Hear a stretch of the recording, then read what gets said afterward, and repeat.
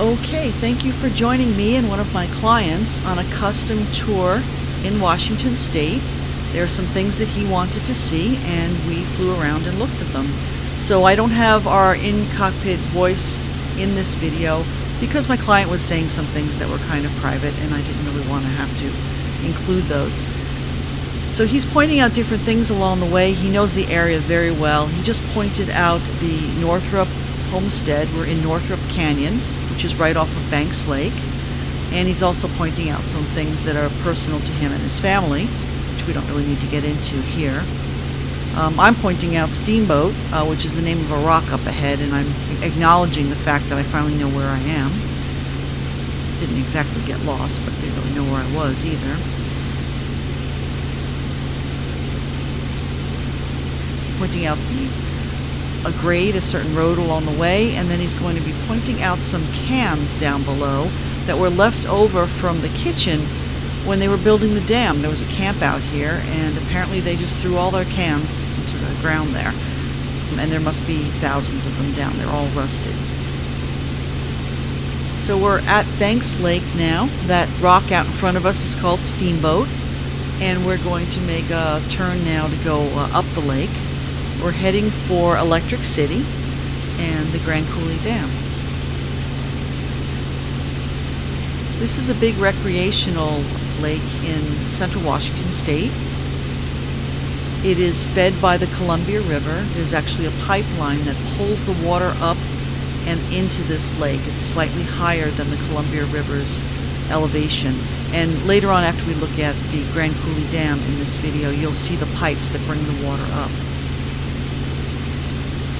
He's pointing out that the rocks here, we've got some granite on one side and some basalt on the other, which is kind of interesting.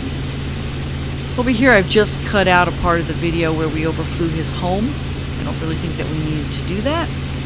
We're coming up now on the Electric City Airport, which is just basically a runway with some hangars. There's no fuel here or anything else. There's not even a taxiway. So if you land here and you need to go to where the hangars are, you need to back taxi, which is an unusual thing. There are a lot of different campgrounds along the lake here, and somewhere along here I do point out where I stayed with some friends a while back.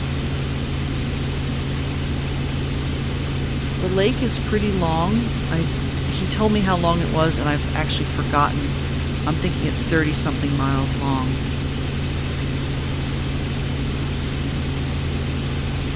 A lot of camping and boating on the lake. We went on this ride. It was, the virus, of course, was affecting people's ability to get out and about. We also went on a weekday, so there's not very many people out on the lake. And I'm pointing out there's a resort down there that I'm pointing out. He's also pointing out it now. Apparently they do concerts there, and that's why I was in the area a while back. This is a good, I'd say, 2-hour drive from my home, so I really don't get up here very often. We're coming up on the town of Electric City. It's a pretty funky name. The Grand Coulee Dam was built quite a while back, and I don't remember the exact dates, but it was back when the United States was building a lot of dams to try to control water flow and control flooding and take care of irrigation. So this is the very, very top end right now of Banks Lake. You can see the canal coming in from the Columbia River, and the Columbia River at Roosevelt Lake is straight ahead of us. And the Grand Coulee Dam is just coming into view on the Columbia River off on the left-hand side, beyond that canal. So in this video, it's actually kind of funny. Every time I turned to the left and banked to the left, my client would lean to the right. So his head would pretty much block the central camera inside the cockpit, which is actually kind of funny. So a lot of cases I clipped that out and replaced with the nose cam view. The problem with the nose cam camera on this flight is I was an idiot and I put my old GoPro Hero 7. You can see the dam pretty well right now, by the way, on the left, the top of the dam. Again, Roosevelt Lake. I put a Hero 3 on the nose and unfortunately there's a lot of vibrations in it, and my new software got a lot of the vibrations out, but it's not nearly as good as it would have been with the Hero 7. So lesson learned. So what we're going to do here is I wanted him to be able to see the dam really well, so I'm going to cross over the lake here, the river here, and then make a turn to the left and get some views of the front of that dam. And what was kind of interesting was that the water was coming over the spillways, which is really unusual. And I'm leaning trying to see, and my client of course is leaning into the camera, so I switched to the other view. It's actually pretty funny.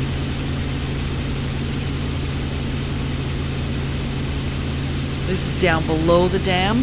That big pile of sand there, he says that that's the biggest sand pile in the world, that is reject sand from when they were building the dam. Of course, they used a lot of concrete to build that dam, and they needed a lot of sand to do it. And there's something about this sand that he says makes it reject, and they just left it there. And it's a very large pile of sand. So I'm just telling you what he told me. It's an interesting story. And we're coming around now to see, better look at the dam. And it's a good thing I had the nose cam on, because the view in the cockpit as we looked at the dam was not very good, with all the my head and his head obscuring it, and the controls and all. So the nose cam view is a lot better.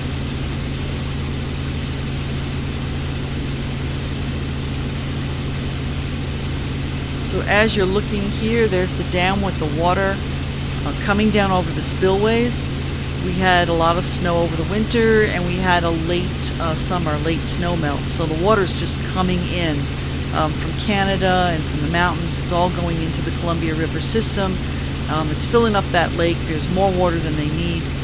If you look over to slightly to the right of center, you'll see a whole bunch of pipes going up into that canal. And that's where the water comes out of the Columbia River, and it goes into that canal, and that canal is what feeds Banks Lake and the lakes beyond it.